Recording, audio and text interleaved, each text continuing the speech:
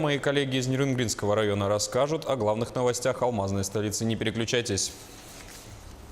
Добрый вечер. В Нерюнгринском районе Федеральной службой судебных приставов был проведен рейд исполнительных производств неимущественного характера, связанных с административным приостановлением деятельности. В ходе рейда для фиксации административных правонарушений в случае несоблюдения судебного решения службой приставов ведутся проверки точек, ранее приостановивших свою деятельность, среди которых есть производители пива, пивзавод и шашлычная. В плановом рейде проверялось также кафе «Уали», которое ранее приостановило свою деятельность из-за выявленных нарушений Роспотребнадзором. Кроме этого, с целью проверки соблюдения судебных постановлений о приостановлении работы рентген-кабинета был посещен Нерюнгринский противотуберкулезный диспансер. В ходе проверки исполнительных производств, связанных с административным приостановлением деятельности, нарушений выявлено не было.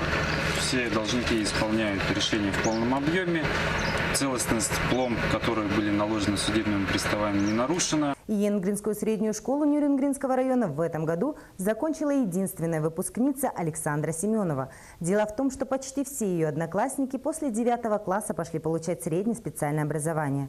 Последний год учебы в школе для прилежной ученицы выдался очень удачно. Целых 14 учителей-предметников каждый день занимались с ней. Александра уверена, что в ее аттестате будут только хорошие и отличные оценки. Я приходила, как все ученики, училась до конца, 6 уроков сидела.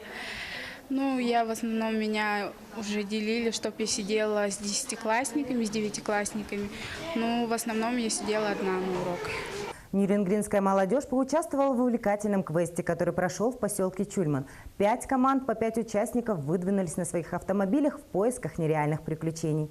Сама задумка была неизвестна игрокам. Они получали задание за заданием, по мере выполнения выстраивая все в логическую цепочку. Интересно было и то, что команды не знали, на каких этапах находятся их соперники. И на первое испытание организаторы пригласили капитанов, как думала команда, для получения задания. Но, как оказалось, это было похищение, с которого и закрутился сюжет. То, что ты всегда находишься в жутком напряжении, ты всегда думаешь, и сам квест на реакцию, на мыслительные процессы нацелен, и это очень здорово. Классно в плане атмосферы было, что заложник, которого члены команды у нас украли, так скажем, он сидел в клетке, и нам еще надо было его оттуда как-то добыть, подобрать ключ. Будьте в курсе всех новостей Южной Якутии вместе с нами. До свидания, всего хорошего.